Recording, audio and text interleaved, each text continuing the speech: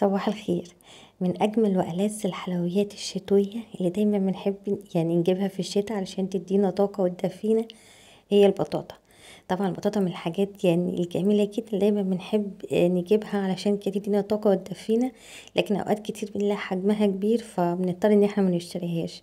النهارده هوريكم طريقه حلوه جدا ازاي تعملوها وتاخدش منكم اي وقت خالص على النار. يعني ممكن في 10 دقايق هتعملوا بجد كمية كبيرة منها، طعمها بجد خرافة. وكمان صوص الكراميل اللي عليها مديها طعم جميل جدا.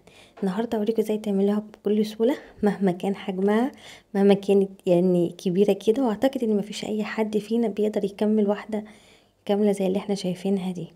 هوريكم ازاي تعملوها النهارده بطريقه سهله جدا.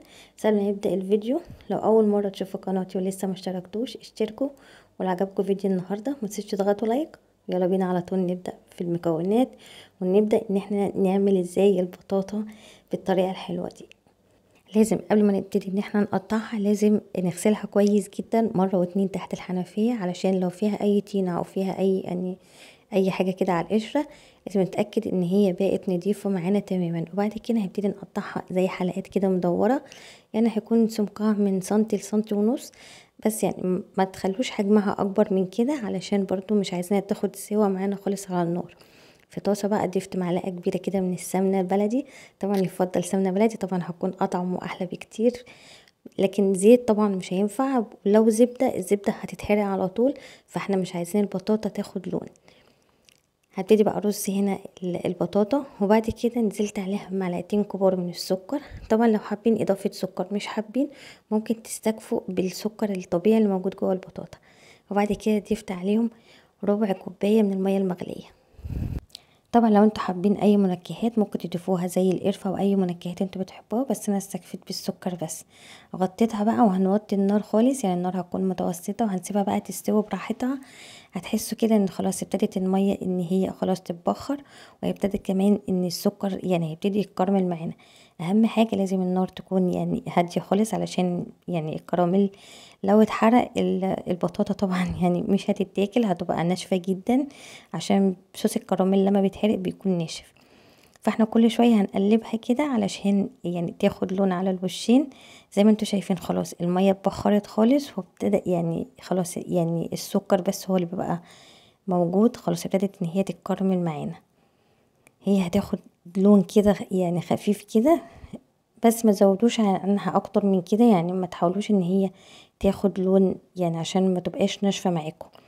هنا اهم حاجه بس ان احنا بشوكه كده او بسكينه نتاكد بس ان هي استوت. لونها بجد جميل جدا، هو ده اللون بقى المطلوب. في نفس الطاسه برضه حطيت معلقه من السمنه، وبعد كده نزلت بباقي البطاطا اللي معايا في نفس الطاسه، مفيش اي مشكله. وبعد كده ابتديت ان انا ارص بقيه الكميه،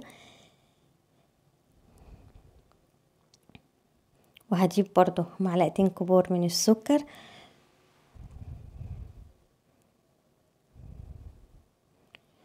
وربع كوباية من المية المغلية. المية المغلية هنا بتساعد ان البخار اللي بيطلع هو ده اللي بيسوي البطاطا. بس هتبتدي بقى ان هي المية هتتبخر، ونبتدي بقى نقلبها برضو على الناحية التانية علشان تاخد لون من الناحيتين. واهم حاجة لازم تكون النار متوسطة خالص علشان ما تتحرقش معاكم. بس هي تقريبا كده خلاص استوت، واخده لون جميل جدا.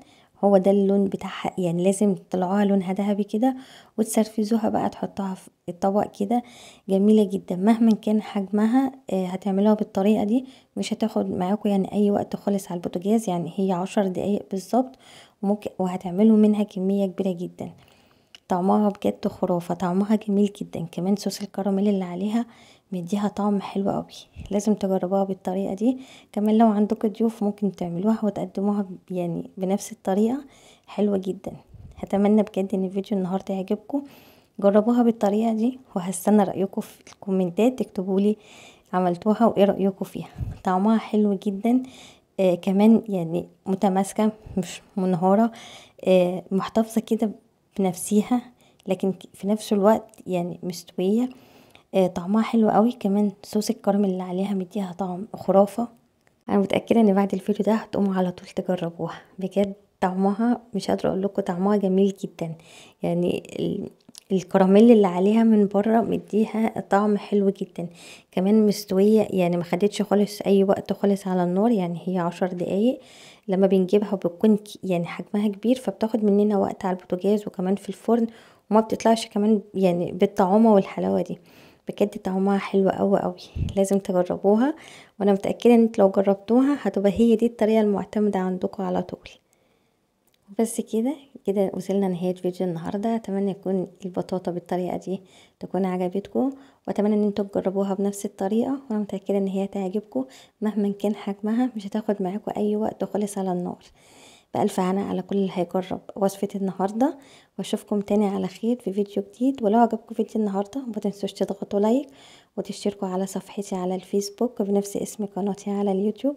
وبألف هنا على كل اللي هيجرب وصفة النهاردة، واشوفكم تاني على خير، وباي باي.